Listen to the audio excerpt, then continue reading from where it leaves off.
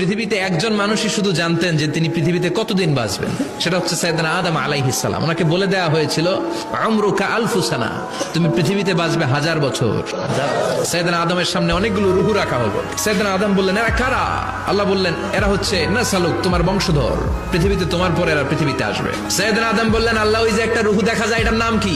আল্লাহ বললেন, হাদা ইবনুকা দাউদ, এটা তোমার ছেলে দাউদ, সে দুনিয়াতে নবী হয়ে আসবে, তার ছেলে সুলাইমানও নবী হয়ে আসবে। সাইয়েদনা আদম বললেন, মাবুদ, আমার ছেলে দাউদের কত বছর হায়াত আপনি দিয়েছেন? আল্লাহ বললেন, 40 সানা, মাত্র 40 বছর, 4 ইয়ার্স, 40 বছর তোমার ছেলেটা বাঁচবে। ও আল্লাহ, আমি বাঁচবো কয় বছর? তুমি বাঁচবে 1000 বছর। সুবহানাল্লাহ। সাইয়েদনা আদম বললেন, মাবুদ, এত ফুটফুটে সুন্দর আমার ছেলে দাউদ, মাত্র 40 বছর দিলেন কেন? জিদ মিন উমরিহি, বাড়ায়া দেন। আল্লাহ, আপনি বাড়ায়া দেন। আল্লাহকে বাড়ানো যাবে না, লেখা হয়ে গেছে, কলম তুলে নেওয়া হয়েছে, আর কালি শুকায় গেছে, আর কিছু করা যাবে?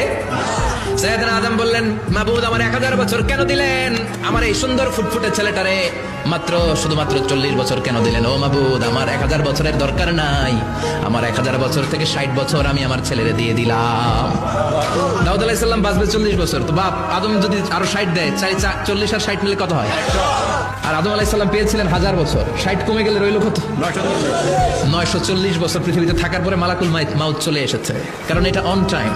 আল্লাহ বললেন, লিকুল্লি উম্মাতিন আজালুন ফাইযা জাআ আজালুহুম লা ইস্তাখিরুনা সাআতান ওয়া লা ইস্তাকদিমুন। মৃত্যুর একটা নির্ধারিত সময় আমি বেঁধে দিয়েছি, অন টাইম, অন টাইমেই চলে আসে, 1 সেকেন্ড আগেও আসবে না, 1 সেকেন্ড পরেও আসবে না। 940 বছর বয়সে মালাকুল মাউত এসে হাজির, এসে বলল, জিতু আন আকবাদা রূহাক, রূহ কবজ করতে আসছি। আদম আলাইহিস সালাম বললেন, রূহ কবজ করতে আসছো মানে? আমি বাঁচবো 1000 বছর।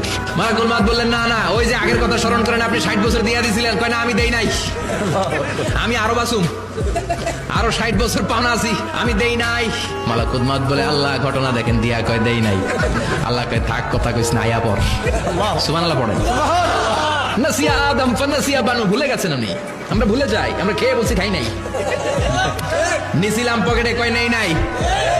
এরকম ডাকাইত আছে না নাই?